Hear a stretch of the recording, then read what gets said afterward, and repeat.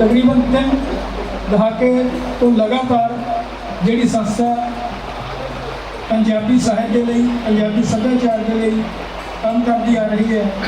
इन्ने सालों तो लगातार बहुत सारे अजिहे साहित्यकार ने, बहुत सारे अजिहे कलाकार ने, अणगिन लंबी फहरिस्त है, एक लंबी लिस्ट है जिन्होंने असी इन्ना इस दहाके दे विच जिन्हां दा मान सम्मान करते रहे हैं।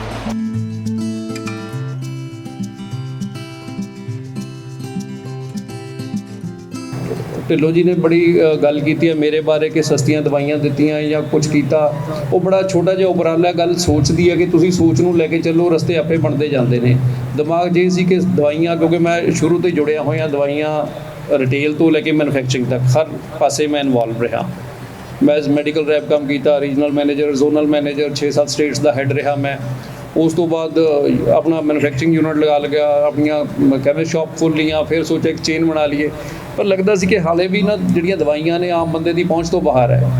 एक मैडिसन जिहड़ी चल के आती है तो जदों तक किसी पेशेंट तक पहुँचती है वो मार्जन बहुत फर्क पै जाता है। मैं नहीं कहता कि इकल्ले दवाइयां के मुल के ही फर्क पैंदा, हर चीज़ के मुल च फर्क पै जाता है। इवन तुसीं पानी की बोतल लै लो, पानी की 1 लीटर की कीमत की है, कुछ भी नहीं है, 5 पैसे या 1 पैसा होएगी, पर जो बॉटल होके आती है तो 20-25 रुपये की हो जाती है।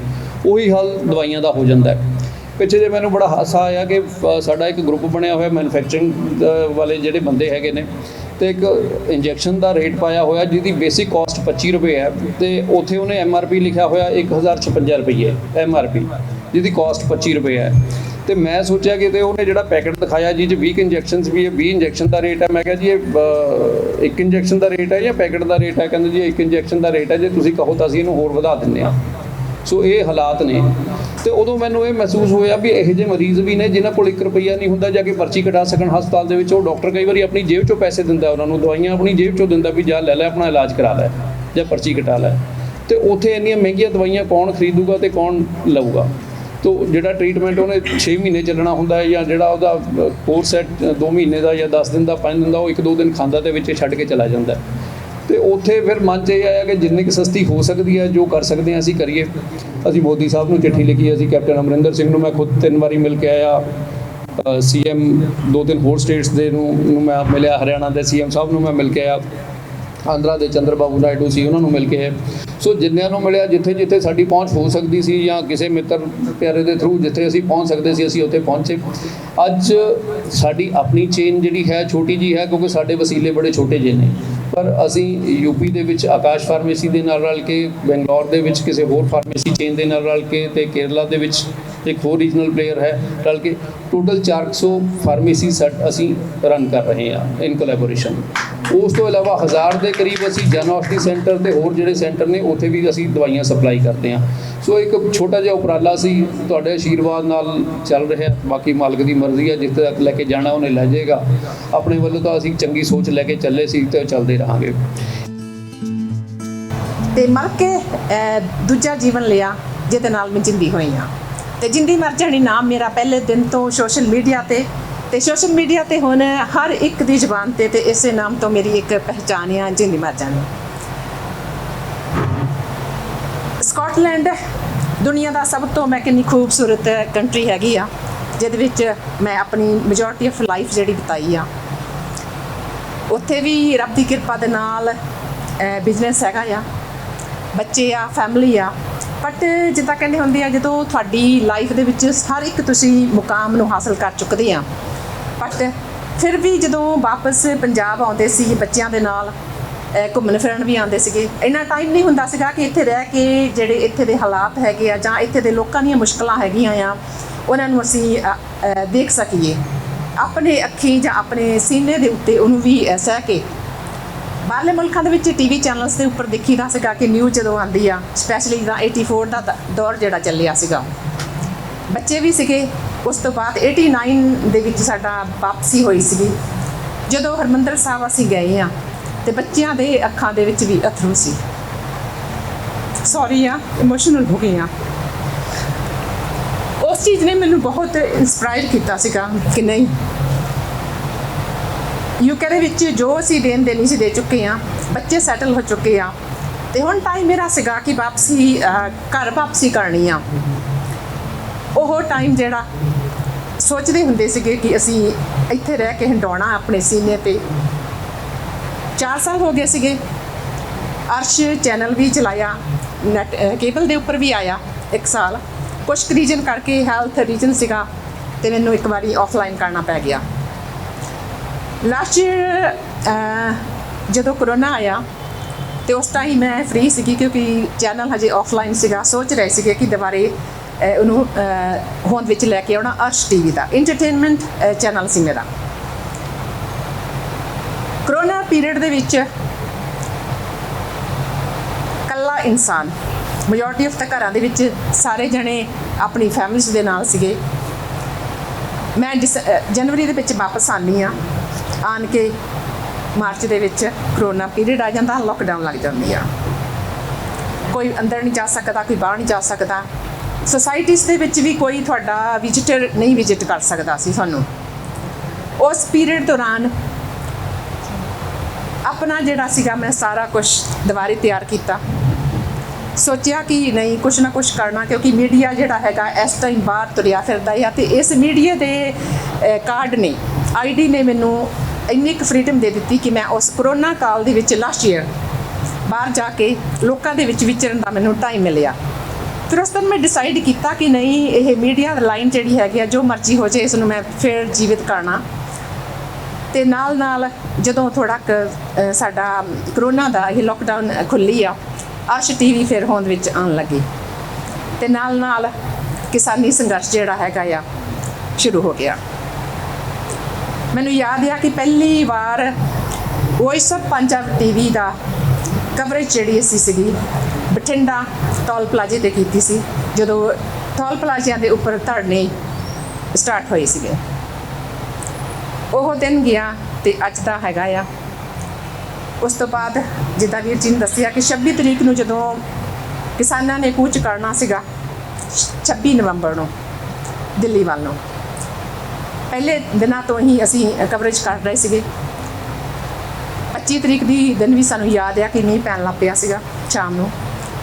26 ਤਰੀਕ ਨੂੰ ਮੇਰੀ ਟੀਮ, ਜਿੱਦਾਂ ਅਸੀਂ ਆਫਿਸ ਵਿੱਚ ਸੀ, ਸਟੂਡੀਓ ਵਿੱਚ ਸੀਗੀ, ਬਟ ਮੇਰੇ 2 ਟੀਮ ਮੈਂਬਰ, ਕੈਮਰਾਮੈਨ ਅਤੇ ਮੇਰਾ ਐਂਕਰ ਗਏ ਆ। ਬਰਸਾਤ ਪੈ ਰਹੀ ਸੀ, ਠੰਡ ਵੀ ਬਹੁਤ ਹੋਈ ਸੀਗੀ, ਕਿਉਂਕਿ ਉਸ ਟਾਈਮ ਨਵੰਬਰ ਦਾ ਟਾਈਮ ਇੱਦਾਂ ਦਾ ਹੁੰਦਾ ਕਿ ਤੁਹਾਨੂੰ ਪਤਾ ਨਹੀਂ ਹੈਗਾ ਕਿ ਠੰਡ ਹੋਣੀ ਆ ਜਾਂ ਕੀ ਹੋਣਾ ਹੈ। ਕੱਪੜੇ ਵੀ ਉਹਨਾਂ ਦੇ ਨੋਰਮਲ ਪਾਏ ਹੋਏ ਸੀਗੇ।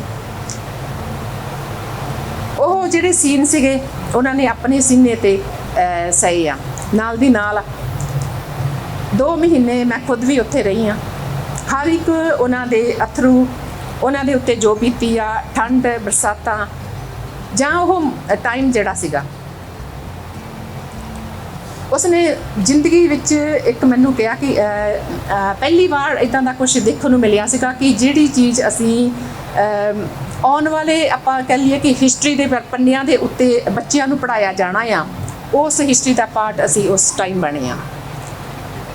ਅਤੇ ਵੌਇਸ ਆਫ ਪੰਜਾਬ ਨੂੰ ਮੈਂ ਇਹ ਕਹੂੰਗੀ ਕਿ ਆਵਾਜ਼ ਜਿਹੜੀ ਹੈਗੀ ਆ, 5 ਦਰਿਆਵਾਂ ਦੀ ਆਵਾਜ਼, 5 ਦਰਿਆਵਾਂ ਦੇ ਉਹਨਾਂ ਇਨਸਾਨਾਂ ਦੀ ਆਵਾਜ਼ ਦੁਨੀਆ ਤੱਕ ਪਹੁੰਚਾਉਣ ਦਾ ਇਹ ਅਸੀਂ ਉਪਰਾਲਾ ਕੀਤਾ ਆ through voice of Punjab TV.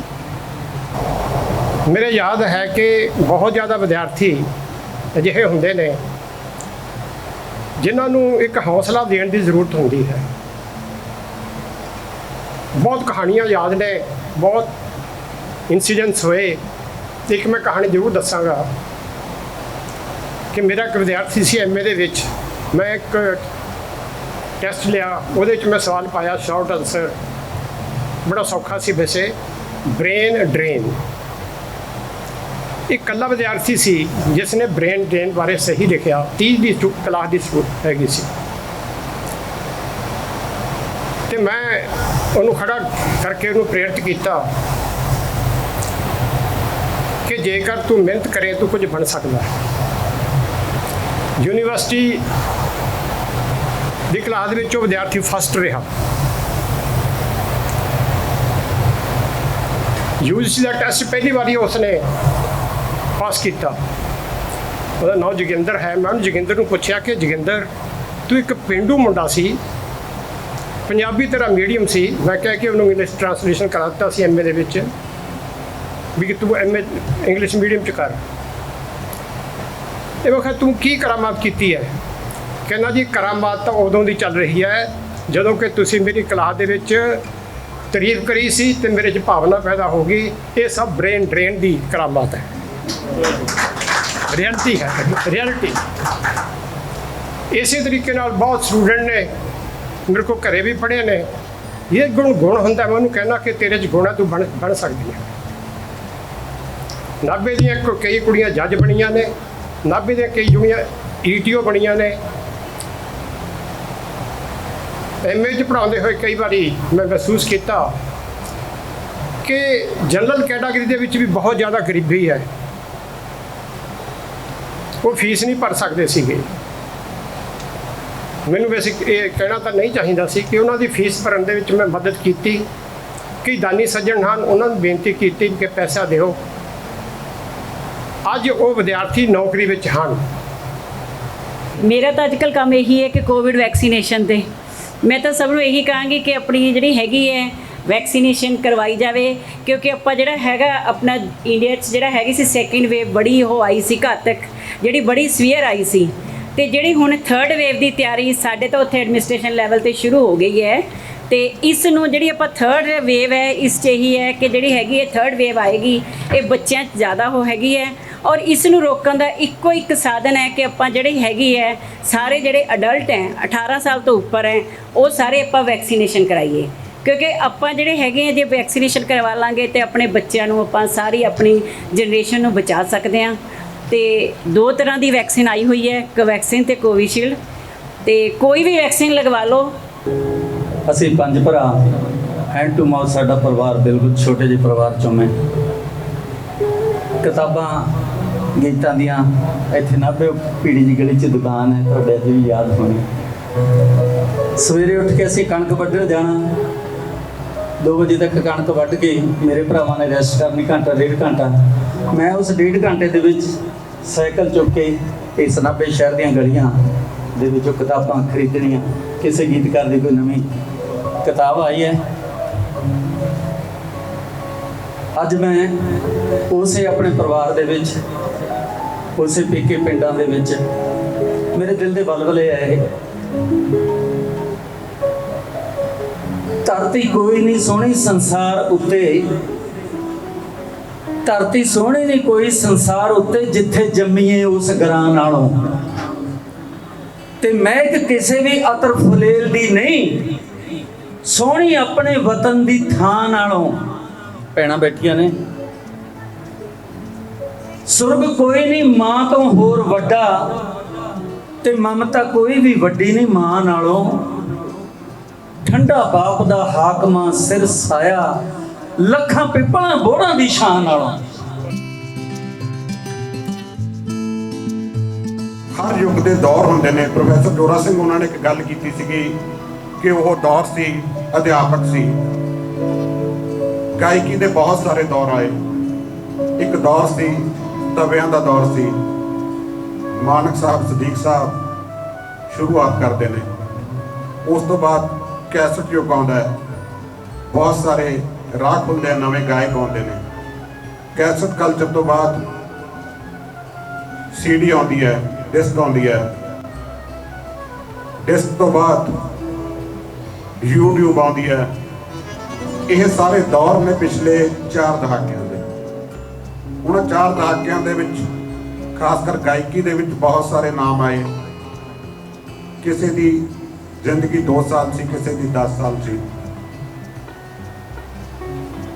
ਉਂਗਲਾਂ ਤੇ ਜੇ ਗਿਣਨਾ ਹੋਵੇ ਤਾਂ ਉਹ ਸਾਰੇ ਨਾਂ ਉਂਗਲਾਂ ਤੇ ਸਮਾਪਤ ਹੋ ਜਾਂਦੇ ਆ। ਮਾਨਕ ਸਾਹਿਬ ਤੋਂ ਸ਼ੁਰੂ ਕਰਕੇ ਮੇਰੇ ਖਿਆਲ 'ਚ 10 ਪੋਟੇ ਹੁੰਦੇ ਆ ਆਪਣੇ, ਜਾਂ 15 ਪੋਟੇ ਕਹਿ ਦਿੰਦੇ ਆ ਤਾਂ ਉਹਨਾਂ 15 ਪੋਟਿਆਂ 'ਚ ਖਤਮ ਹੋ ਜਾਂਦੇ ਨੇ।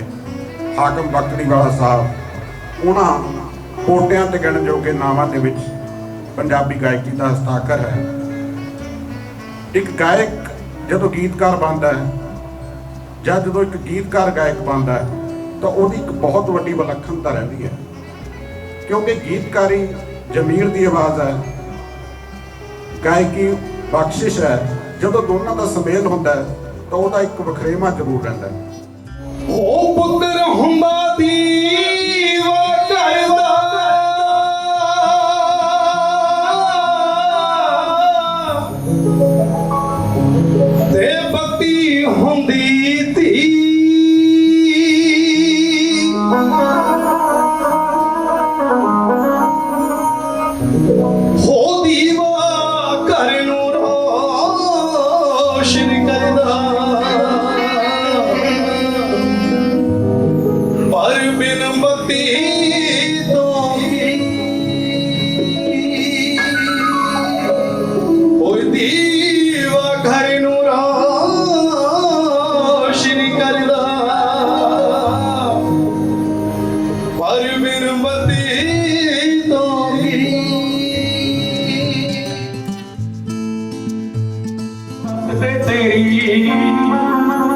ਮੈਨੂੰ ਦੱਸ ਦੇ ਤੇਰੀ ਮਮਤਾ ਦੀ ਮਾਂ ਕੀਮਤ ਕਿੰਜ ਉਤਾਰੀਏ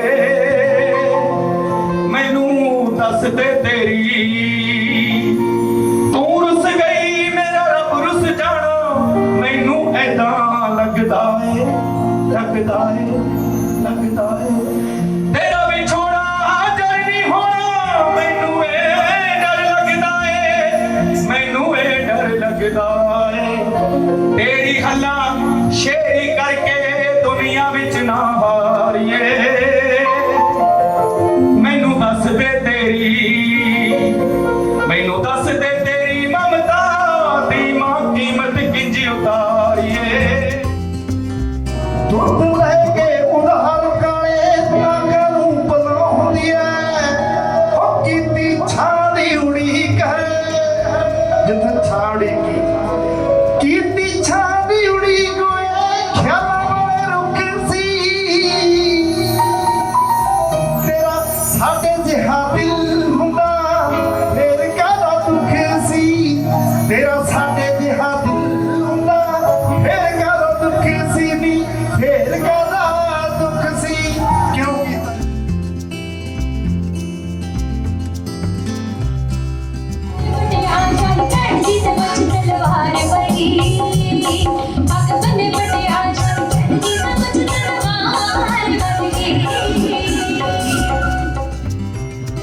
ਜੇ ਜਗ ਵਿੱਚ ਕਰਨਾ ਪਿਆਰ ਮੌਲਾ ਮੇਰਿਆ ਅਸੀਂ ਕਰਨਾ ਪਿਆਰ ਤੇਰੇ ਨਾਲ ਮੌਲਾ ਮੇਰਿਆ ਉਹ ਗੀਤ ਗਾਉਂਦਾ ਏ ਗੀਤ ਗਾਉਂਦਾ ਏ ਤੇਰੇ ਰੱਜ ਵੱਜ ਕੇ ਜਿਨ੍ਹਾਂ ਨੂੰ ਮੌਲਾ ਬਣਦੇ ਦਿਖਦਾ ਪਾਣੀ ਮੀਂਹ ਦਾ ਰੂਪ ਬਣਾ ਕੇ ਕਿਵੇਂ ਦਿੱਤੀਆਂ ਦੁੱਧ ਤੇ ਬੱਚਾ ਸੁੱਕੀ ਤੁਰੀ ਖਾ ਕੇ ਕਿਵੇਂ ਦਿੱਤੀਆਂ ਦੁੱਧ ਤੇ ਬੱਚਾ ਸੁੱਕੀ ਤੁਰੀ ਖਾ ਕੇ ਪੰਛੀਆਂ ਕੋਲੇ ਉੱਡਣ ਲਈ ਆ ਜਾਂਦੇ ਕਿੱਥੋਂ ਖੱਬਦੇ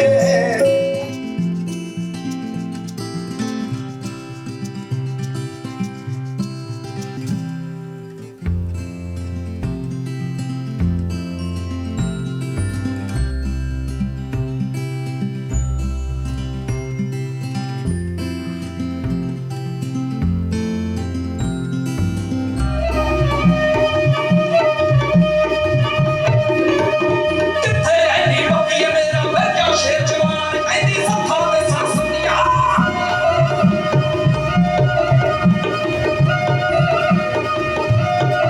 ਮੈਨੂੰ ਸੱਥਾਂ ਦੇ ਸੰਸਨੀਆਂ ਨਾਲੇ ਆਂਗਣੇ ਆਉਂਦਾ ਖਾਣ ਮੈਨੂੰ ਸੁਣਨੇ ਆਉਂਦੇ ਚੰਦਰੇ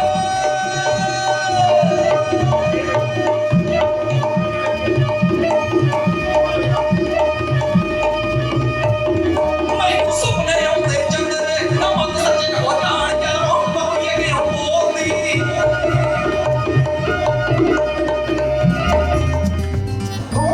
ਤਾਂ ਹੀ ਸੌਣੀ ਵੇਖਣੇ ਪੁੱਛਣਾ ਸੋਨੇ ਦਾ ਪਾਉਣੀ ਵੇਖਣੇ ਕਰਮਜੀਤ ਸਿੰਘਾ ਓਏ ਕਰਮਜੀਤ ਸਿੰਘਾ ਬੋਲੀ ਤੋੜ ਦੇ ਪਤਾ ਨਹੀਂ ਕਿੱਧਰ ਨੂੰ